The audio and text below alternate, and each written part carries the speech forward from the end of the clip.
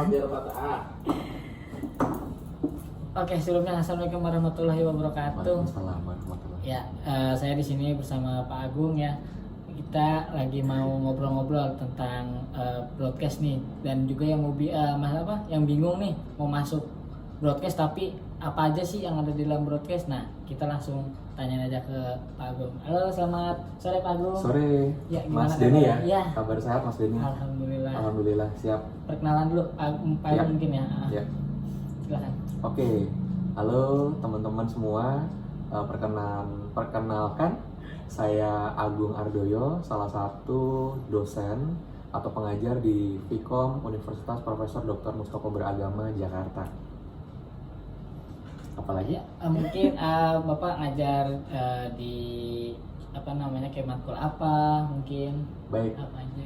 Mata kuliah yang diajarkan di setiap semesternya belum tentu sama, tapi pada umumnya masih di dalam ranah kehumasan, terutama di kajian-kajian integrated marketing communication.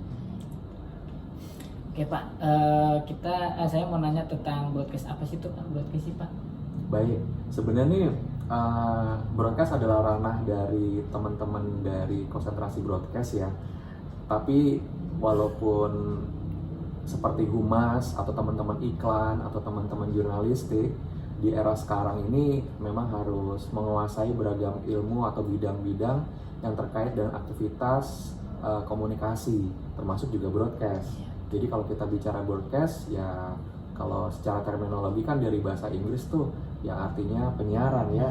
Berarti kalau kita bisa definisikan, broadcast itu adalah sebuah upaya dalam menyiarkan sebuah konten atau sebuah berita, sebuah hiburan, bahkan bisa juga sebuah informasi lainnya melalui beragam cara, apakah online maupun offline. Oke Pak, kan dunia broadcast nih makin kesini nih kan kita eranya itu makin digital ya Pak ya. Nah, kira-kira nih yang bisa dikemas nih konten yang masih ada hubungannya tentang broadcast itu apa sih Pak kira-kira Pak?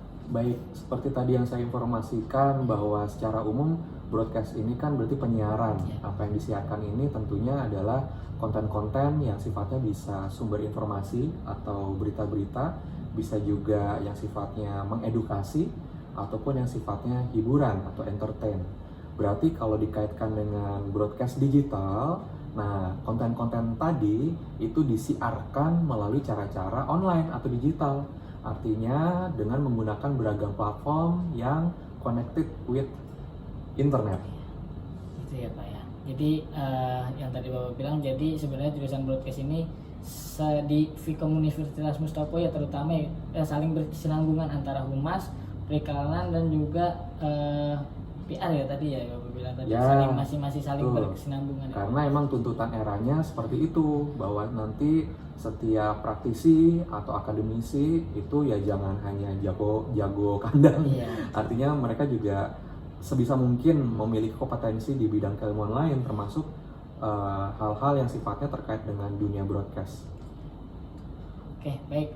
Jadi kesimpulannya adalah makin kesini tuh era digital tuh makin penting ya Pak. Kita harus menguasai nggak satu bidang aja gitu ya Bapak. Tadi yang Bapak bilang kayak kita harus bisa menguasai kayak gimana public relation dengan benar ya kan. Terus kita juga di dalam penyiaran tuh kan yang saya kan juga selaku mahasiswa ya Pak ya.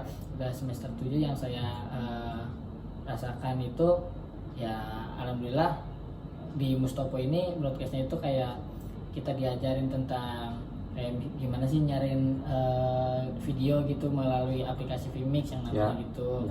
Lalu kita ngeset video segala macam menggunakan kamera kamera HD gitu kan gitu. Nah itu benar-benar di Mustopo sih diajarin banget sih tentang teknis-teknis kayak gitu. Ya sepakat, karena memang esensi dari broadcast ini kan tidak hanya menyiarkan, tapi bagaimana nanti di balik layarnya sehingga produksinya itu bisa efektif dan efisien.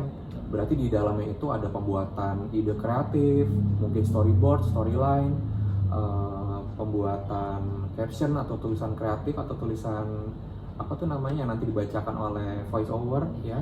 Kemudian teknik untuk pengambilan gambar, teknik editing, layout, ya, sampai dengan kemampuan untuk nanti bisa menyiarkan lewat digital, sehingga makna dari broadcast ini pada akhirnya si konten itu bisa disiarkan dan diterima oleh banyak orang secara serempak. Jadi nggak cuma satu atau dua orang aja. Dan penyiaran ini kan kadang kayak misalkan ada yang namanya on demand ya Pak. Jadi kan kayak kita nggak terlalu fokus, misalkan lagi kerja nih ada siarannya jam segini kita nggak bisa ini. Nah dengan ada penyiaran digital itu kan jadi kita bisa nontonnya ntar sore aja. Nah jadi di dalam broadcast itu jadi kita diajarin untuk kayak ada beberapa faktor yang mana itu kita bisa melihat video misalkan yang tadi saya bilang kayak nontonnya nanti sore aja kayak gitu, untuk kayak mengebagi waktunya gitu loh Pak. Ya, gitu. Benar, itu bagian dari karakteristik media digital atau new media. Ya. Betul. Baik. Mungkin itu saja sih Pak yang saya tanyakan. Terima kasih Pak atas ilmunya Pak. Terima kasih. Oke, kita tutup. Wassalamualaikum warahmatullahi wabarakatuh. Waalaikumsalam warahmatullahi wabarakatuh.